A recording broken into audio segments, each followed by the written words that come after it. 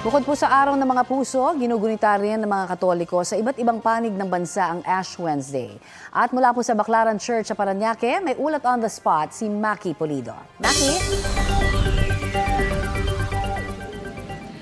Buong araw mula 5:30 hanggang 7 p.m. ang misa ngayong araw dito sa Baclaran Church. Baclaran Day din kasi, Connie, kaya oras-oras ang misa. Pero dahil Ash Wednesday, ito yung unang araw ng Kwaresma o Lent season.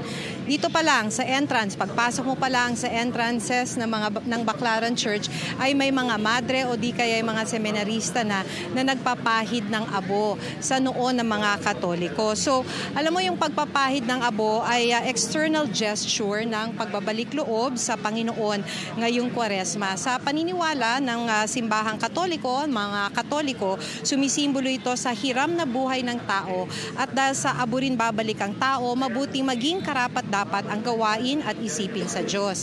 Ngayong araw ang simula ng Kwaresma, katulad ng aking nabanggit, at magkukulminate ito sa Holy Week, ang panahon ng pagkamatay at muling pagkabuhay ni Jesucristo. Ayon kay Father Rico John Bilangel, Rector ng Baclaran Church, magandang nagsabay ang Valentine's Day at Ash Wednesday. Magandang paalala raw kasi ito kung paano mas palalalimin ang relasyon sa kapwa at sa mga mahal sa buhay.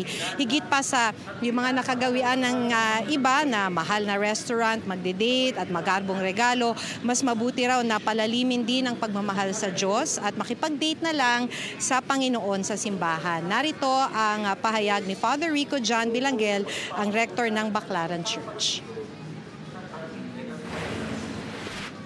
Let us celebrate Valentine's Day by going back to the original intent of what God's love is.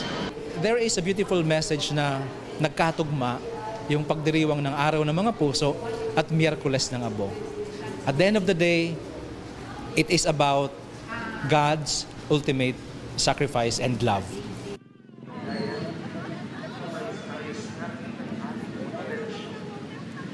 Alam mo, Connie, katunayan, marami tayo. Ilan sa mga Katoliko na nagpunta dito ngayon sa Baclaran Church, nakausap natin.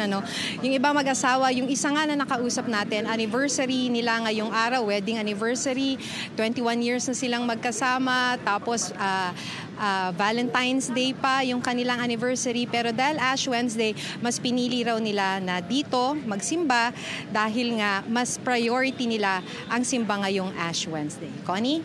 Happy Valentine's Day at maraming salamat, Maki Pulido. Kapuso, para sa mga maiinit na balita, mag-subscribe sa GMA Integrated News sa YouTube. Sa mga kapuso naman abroad, subaybayan nyo kami sa GMA Pinoy TV at sa www.gmanews.tv.